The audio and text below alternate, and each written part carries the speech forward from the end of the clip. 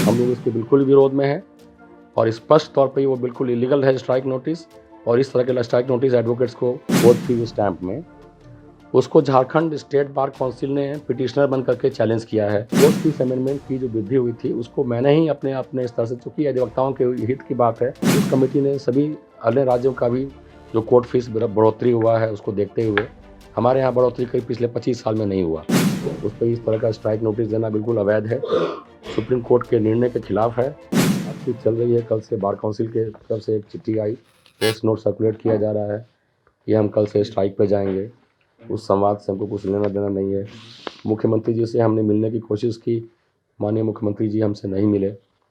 मैं आपको ये स्पष्ट कर देना चाहता हूँ, ये जो प्रेस नोट है बिल्कुल ये अवैध है, इलीगल है, सुप्रीम कोर्ट के आदेश के विपरीत है और कंटेम्पचुअस है। दूसरा बात यह है कि माननीय मुख्यमंत्री कल थे ही नहीं रांची में, आपको पता है उनका कार्यक्रम बरहेट में था, तो कल मिलने की तारीख उनसे तय नहीं थी।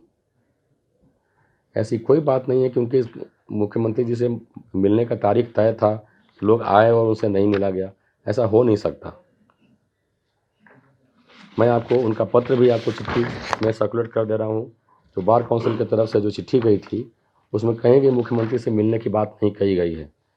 उसमें principal secretary to the honourable chief minister से आपके योर गुड सेल्फ ऑफिस से हम मिलना चाहते हैं, योर गुड ऑफिस से मैं संपर्क करके मिलना चाहता हूँ, इस चिट्ठी की कॉपी आपको देते हैं।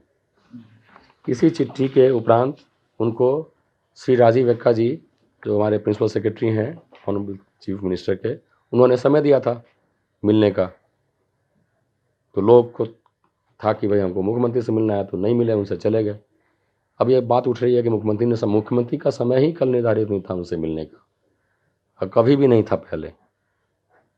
और वो आप खुद जानते हैं कि मुख्यमंत्री का कार्यक्रम होता है, समय मिलता है, उसी हिसाब से कार्यक्रम के हिसाब से तय होता है।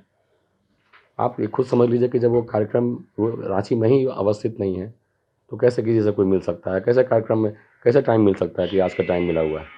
इसलिए ये गलत सूचना दी जा रही है, जिसका हम एकदम खंडन करते हैं बिल्कुल, और ये बिल्कुल तरीका नहीं। और इस ग्राउंड पे कि हमको मिलने नहीं दिया गया, कोर्ट फीस स्टैम्प का मैटर में ऑलरेडी हाई कोर्ट में केस पेंडिंग है, उस पर इस तरह का स्ट्राइक नोटिस देना बिल्कुल अवैध है, सुप्रीम कोर्ट के निर्णय के खिलाफ है। और मैंने पत्र लिख करके माननीय हमारे मुख्य न्यायाधीश को एक पत्र भी लिखा है, वो भी उसकी कॉपी भी आपको दे देंगे कि हम इसके बिल्कुल विरोध करते हैं, इससे बिल्कुल सहमत नहीं है। ये हरीश उपल केस 2003 का, common causes case supreme court का 2006 का, और देहरादून एसोसिएशन 2021 का डायरेक्ट जजमेंट है सुप्रीम कोर्ट का कि अगर कोई एसोसिएशन, कोई बार काउंसिल अगर स्ट्राइक का कॉल देता है तो उस एसोसिएशन ऑफिस बियरर्स के खिलाफ कंटेम्प्ट नोटिस इशू होना चाहिए और उनको पद से विमुक्त करना चाहिए। जब तक वो कंटेम्प्ट में रहेंगे तब तक वो उस पद के लायक। तो मान लीजिए कोई चाहता है कि हमारी ये अनुरोध है, हम कुछ चाहते हैं मुख्यमंत्री के पास ले जाने का, तो क्या उसका तरीका है? आप मुख्यमंत्री से मिलना चाहते हैं, उनको अपनी बात कहना चाहते हैं, अपनी बात उनके सामने रखना चाहते हैं,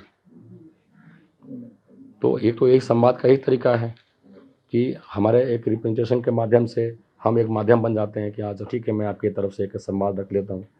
वो जो वहाँ पर अपना अनुरोध करेंगे, डिमांड रखेंगे, जो मुख्यमंत्री को कुछ कहना होगा वो कहेंगे, ये एक संवाद है। इसमें से कुछ अच्छी बात अगर निकल कर आए तो सबके लिए कल्याणकारी है, अधिवक्ताओं के लिए भी अच्छी बात होगी।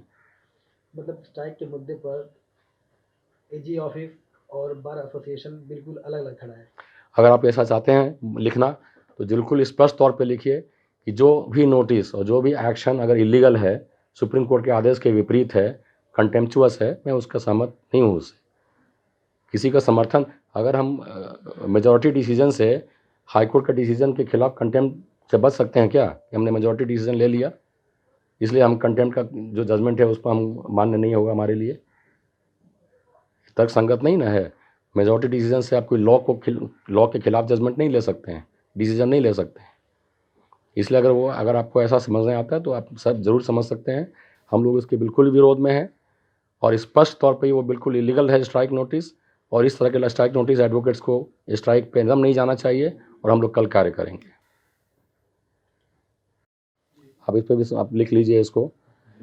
कोर्ट फीस अमेंडमेंट 2021 का जो आया था, जिससे कोर्ट फीस में वृद्धि की गई थी, कोर्ट फीस स्टैंप में, उसको झारखंड स्टेट बार काउंसिल ने पिटिशनर बन करके चैलेंज किया है। रिट पिटिशन एक PIL फाइल करके वो केस चल रहा है, आज भी हाईकोर्ट में लंबित है। अगर हम केस फाइल कर दें और उसके बाद हम कोर्ट को धमकी दें कि स्ट्राइक करके आपका बहिष्कार कर रहे हैं, कोर्ट फीस वापस होना चाहिए अमेंडमेंट एक्ट, ये उचित लगता है आपको? ये बार काउंसिल ने खुद पिटीशन फाइल किया PIL और उस केस को, आज केस लड़ रहा है, केस पेंडिंग है। बहरहाल ये पहली बात। दूसरी बात है कि कोर्ट फीस अमेंडमेंट की जो वृद्धि हुई थी उसको मैंने ही अपने स्तर से, चूँकि अधिवक्ताओं के हित की बात है, जनरल क्लाइंट्स और लिटिगेंट्स जो सुदूर क्षेत्रों से, गरीब क्षेत्रों से आते हैं, उनके भी इशूज था, मैंने इसको खुद अपने स्तर से राज्य सरकार के पास इसको रेज़ किया। हमारे चीफ सेक्रेटरी ने एक कमेटी बना दी हमारे माननीय मुख्यमंत्री जी की सहमति से। उस कमेटी ने सभी अन्य राज्यों का भी जो कोर्ट फीस बढ़ोतरी हुआ है उसको देखते हुए, हमारे यहाँ बढ़ोतरी करीब पिछले 25 साल में नहीं हुआ कभी भी, जबकि कम से कम हर 10 साल 5 साल पे बढ़ना चाहिए।